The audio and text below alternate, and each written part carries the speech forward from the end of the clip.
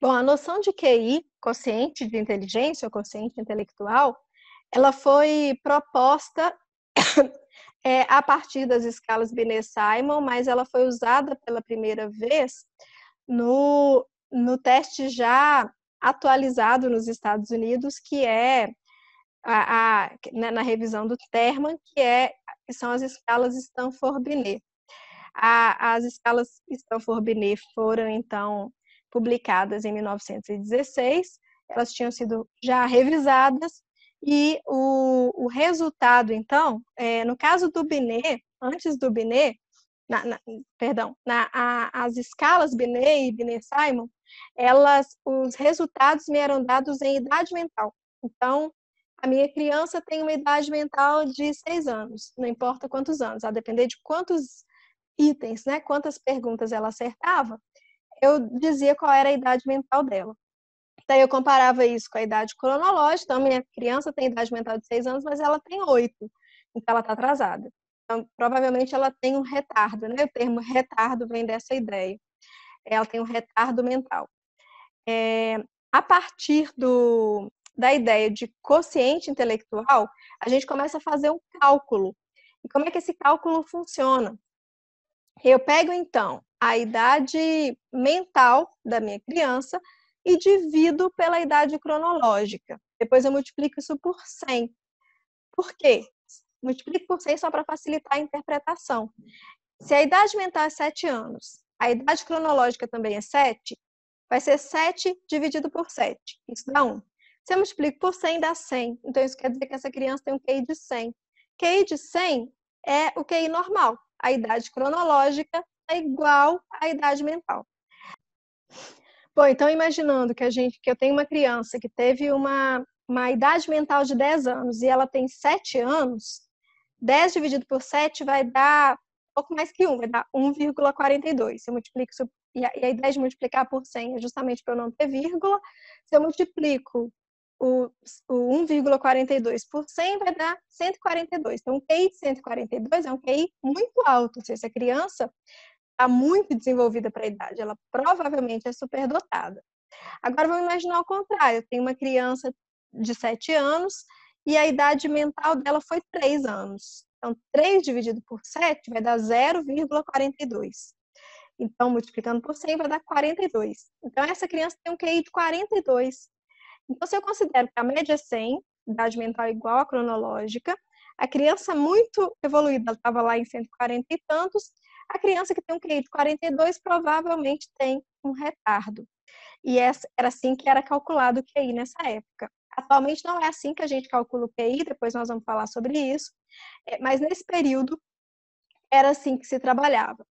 Aqui alguns exemplos de tarefas, então, das escalas já revisadas, né, no Stanford-Binet. O Stanford-Binet existe até hoje, ele foi sendo atualizado, mas ele se mantém como uma escala importante. A gente não tem ela aqui no Brasil, mas a gente tem em vários outros países do mundo.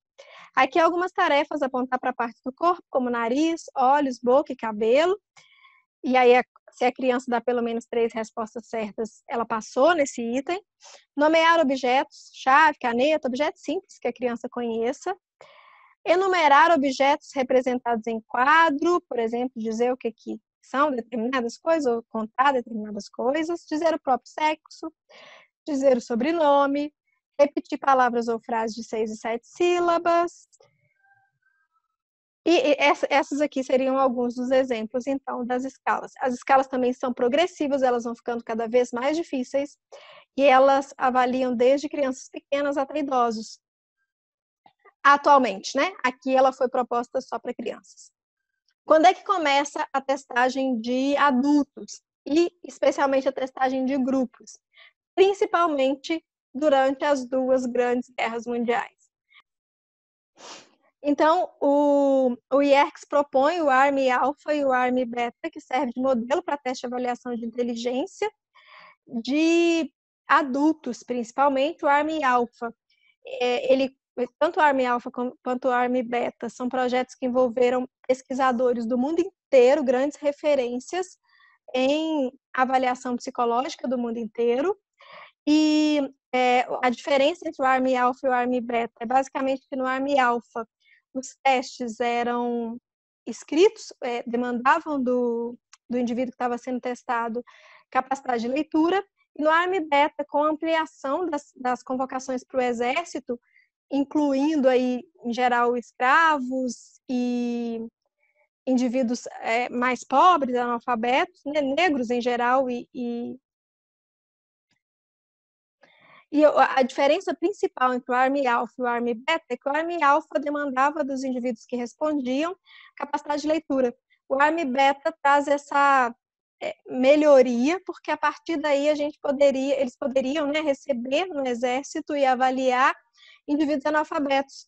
E com a ampliação das convocações para negros, estrangeiros, aumentou a proporção de indivíduos analfabetos ou que não tinham inglês como língua nativa, então começa-se a propor o uso de testes que não demandavam capacidade de leitura. Eram geralmente testes que tinham estímulos visuais, basicamente figuras abstratas ou, em alguns deles, números, e havia uma instrução oral para que o indivíduo entendesse a lógica do teste e conseguisse responder.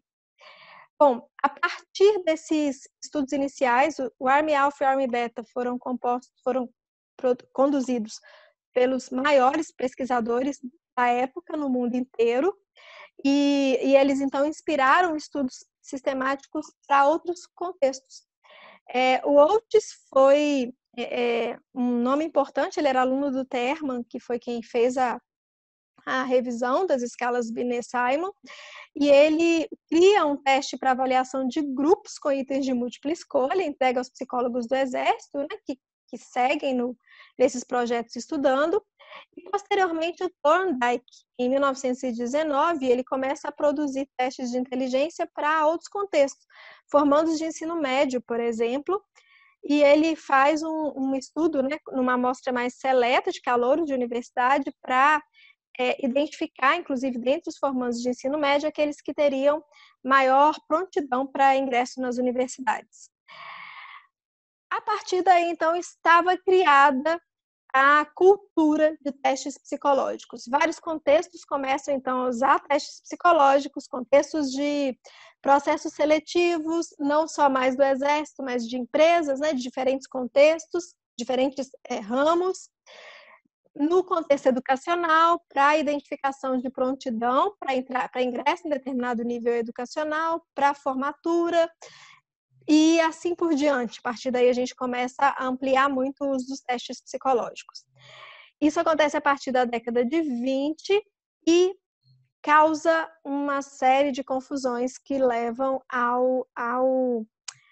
criação de uma representação muito negativa do conceito de testagem e de TI, que é o uso excessivo e indevido de testes, especialmente para aconselhamento e seleção. Muitos testes trazidos de outros países começavam a ser usados sem preocupação com diferenças culturais, socioeconômicas, de educação, nem nada disso. Então, diferentes pessoas eram avaliadas com testes que foram produzidos por um determinado grupo e julgadas, discriminadas a partir disso, e é o que traz muitos problemas depois. No Brasil, para variar, as coisas acontecem com um pouco mais de atraso.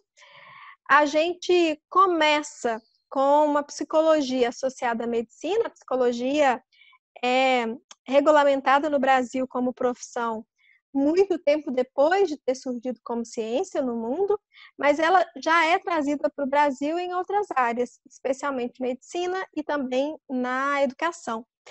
Mas inicialmente na medicina, especialmente Bahia e Rio de Janeiro, a avaliação psicológica ela é uma versão, uma cópia do movimento francês e do movimento norte-americano. Aqui a gente tem a primeira fase, né, da avaliação psicológica, que vai de 1836 a 1930. Características principais: interesse pela medida e pela previsão de comportamento. A psicologia passa a ser uma cadeira dos cursos de medicina. Se utiliza métodos e recursos da psicologia também nas escolas normais, na educação. Surgem centros de pesquisa psicobiológica e laboratórios de pesquisa, principalmente no Rio de Janeiro e na Bahia. No Rio de Janeiro, foco na neurologia e na psiquiatria, e na Bahia, foco na criminologia. na higiene mental e na psiquiatria forense. Então, no Rio de Janeiro, os estudos eram mais no intuito de identificar padrões psicobiológicos para os transtornos psiquiátricos. Na Bahia, mais para a identificação de criminosos em potencial. Em 1907, a gente tem a criação do primeiro laboratório de psicologia, que foi criado no Rio de Janeiro, no chamado, então, Hospital Nacional dos Alienados. Era para estudos psiquiátricos. Na década de 60, a gente tem um nome importante aí, que é o José Joaquim Medeiros e Albuquerque. Ele era um grande estudioso de questões de assuntos psicológicos. Ele tem 3 livros, 3 textos, né, psicológicos que foram muito importantes. Ele era também compositor, poeta, tinha várias outras habilidades, mas em 1919 ele escreve esse texto que se chama Psicologia de um Neurologista. Ele era neurologista, né, e estava estudando psicanálise.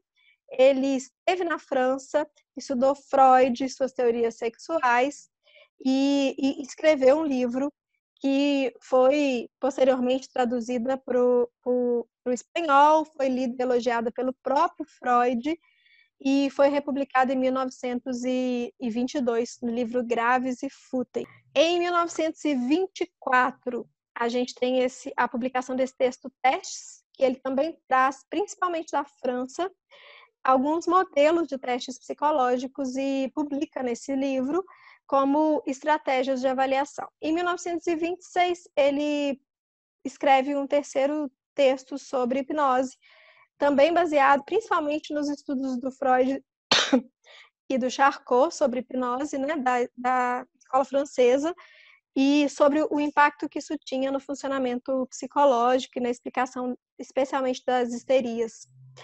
Ele também é autor desses versos, né? Liberdade, liberdade, abre as asas sobre nós, que muita gente talvez o reconheça a partir dessa composição. Aqui tem a 7ª edição, que foi de 1937 do livro. Aqui tem algumas partes dele, vocês estão vendo aqui no índice. Ele fala sobre a falibilidade dos exames, então ele explica os cuidados que precisam ser tomados, o que é e para que serve um teste, como avaliar a inteligência, e aí tem aqui alguns testes específicos, os individuais e os coletivos, e também para avaliação de personalidade, que ele chamava de caráter. Aqui tem um exemplo no livro dele de testes para o Exército, tem um exemplo de teste que era aplicado coletivamente, as orientações eram orais e o indivíduo precisava só marcar uma resposta. Então, por exemplo, aqui no número 1, que eu tenho todos esses círculos, eles tinham, eu acho que marcar o círculo do meio. Em alguns eles tinham que identificar determinada forma geométrica, identificar determinado número. Aqui era de comparações estéticas, os indivíduos, havia algumas variações aqui. Esse era um exemplo para crianças menores, e partia do pressuposto de que identificar indivíduos esteticamente mais simétricos era uma característica da inteligência, a capacidade de identificar isso. E havia também a capacidade de discriminação sensorial, de identificar semelhanças e diferenças entre as figuras. Aqui um teste de descrição de figuras, então era solicitada avaliando que descrevesse o que está acontecendo. Bom, e aí esse tipo de estratégia de avaliação começou a ser usado por muitos profissionais aqui no Brasil. Ainda não tínhamos psicologia como disciplina, como profissão regulamentada, mas era muito usado pelos profissionais de educação e pelos profissionais da medicina, principalmente, em processos seletivos. A partir da década de 30, a gente tem uma nova fase com a criação das primeiras universidades.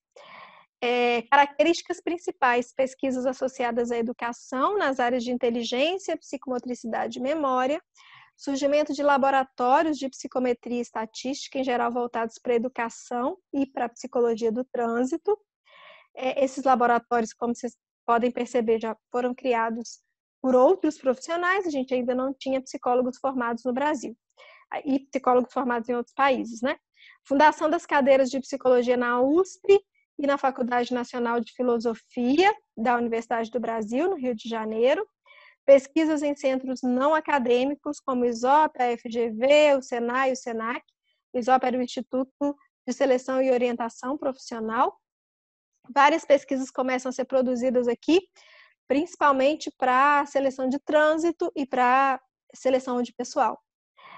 Aqui, por curiosidade, a gente tem uma proposta curricular que foi feita no Congresso Brasileiro de Psicologia em Curitiba. Essa proposta foi feita em 1953, ainda não havia psicologia regulamentada no Brasil. E é uma proposta de curso. Como vocês estão vendo, o curso durava 4 anos, e se vocês pararem para observar, era bem diferente de um curso de psicologia hoje. No primeiro ano, então, os alunos tinham 3 horas semanais de biologia, 3 horas de fisiologia, psicologia experimental, que era basicamente técnicas de laboratório, história da psicologia, psicologia do desenvolvimento, infância e adolescência.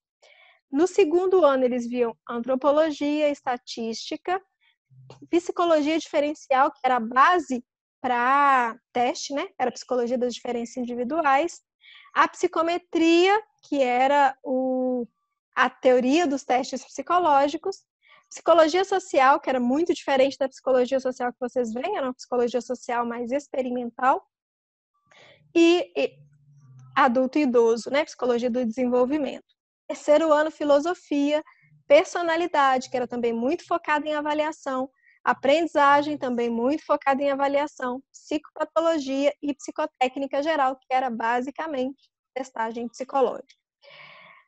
E, por fim, no quarto ano, psicologia experimental, mais avançada, psicologia da indústria, psicologia clínica, prática em estágio em serviços especializados pelas cadeiras no campo da psicologia clínica ou na psicotécnica. Então, uma diferença principal que a gente tem aqui é que a ênfase em clínica era mínima.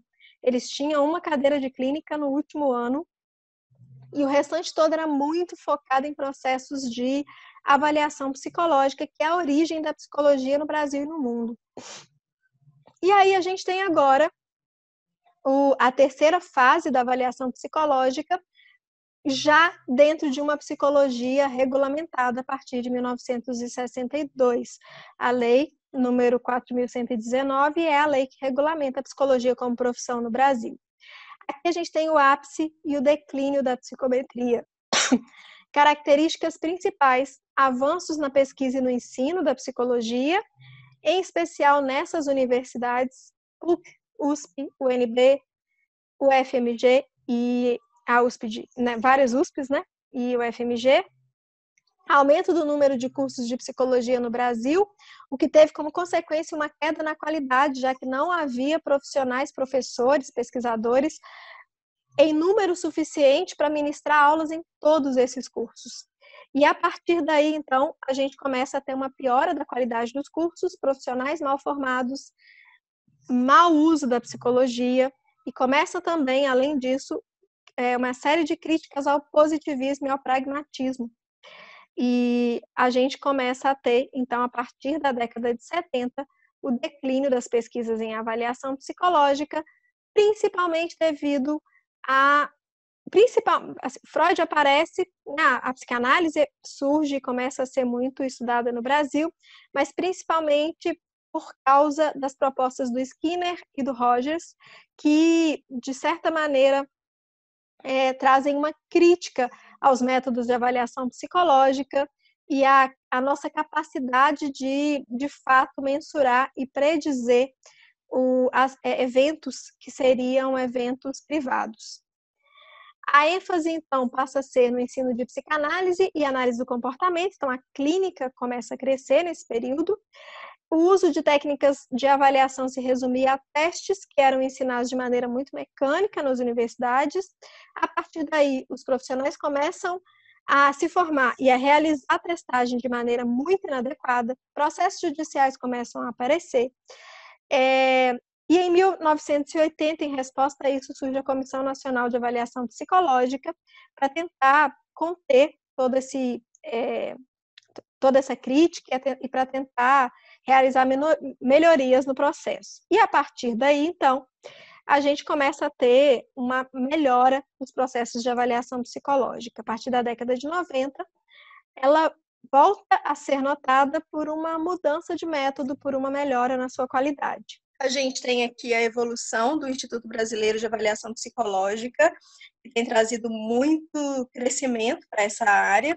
A primeira edição foi em 2003, quando também foi criado o sistema, o setor consultivo em avaliação psicológica e o SATEPSI, que é o Sistema de Avaliação de Testes Psicológicos, e o último, que já foi o 9º congresso, aconteceu em 2019 em Salvador, no ano passado. O próximo vai ser no ano que vem. Aqui a gente tem o SATEPSI, então, que começou a funcionar em 2003. Esse sistema disponibiliza todos os testes que foram verificados pela comissão avaliativa, a qualidade dos testes, e a partir de uma série de critérios de qualidade técnica, os testes são considerados favoráveis ou não para uso por psicólogos. E aqui no site do SATEPSI, a gente tem a lista com todos os testes disponibilizados, aqueles que foram avaliados, o parecer, e se eles são ou não para uso exclusivo de psicólogos. Aqui a gente está vendo uma orientação, né? Testes psicológicos precisam ter suas propriedades psicométricas avaliadas pela comissão consultiva, conselho consultivo de avaliação. Depois de avaliado, ele precisa ser considerado favorável para que seja utilizado. Quando ele é considerado desfavorável, é um sinal de que ele não tem qualidade técnica adequada e não pode ser usado. Se não foi submetido, a gente não tem garantia da qualidade e também não pode ser usado. Se não é um teste psicológico, pode ser usado como recurso complementar, se ele tiver fundamentação científica. Um exemplo desses são os testes neuropsicológicos. E se a gente não sabe, a gente precisa submeter primeiro a essa consulta para saber se seria ético utilizar o instrumento. Produção de testes psicológicos no Brasil voltou a crescer. Havia 69 testes antes da implantação do SATEPSI, nenhum deles era avaliado em sua qualidade. Na época em que se avaliou, concluiu-se que, na verdade, nenhum deles tinha qualidade suficiente, mas na época foram deixados alguns para uso clínico, já que não faria muito sentido deixar os avaliadores sem nenhum instrumento. Mas, a partir de então, todos os novos testes precisaram seguir uma série de critérios de qualidade. Atualmente, praticamente nenhum desses 69 se mantém como favorável. Mais de 300 testes estão listados lá no site do SATEPSI, em torno de 160 são considerados favoráveis atualmente, e alguns deles, algumas dezenas de testes além desses 160, são de uso não privativo, podem ser usados por outros profissionais também. Isso indica que a qualidade dos instrumentos de avaliação psicológica tem aumentado e, com o tempo, muito provavelmente, a gente vai conseguir trabalhar na redução de pirataria, de gente que treina os de testes psicológicos, na melhoria ainda maior da representatividade das normas, e a gente vai falar sobre isso aqui ao longo do curso também.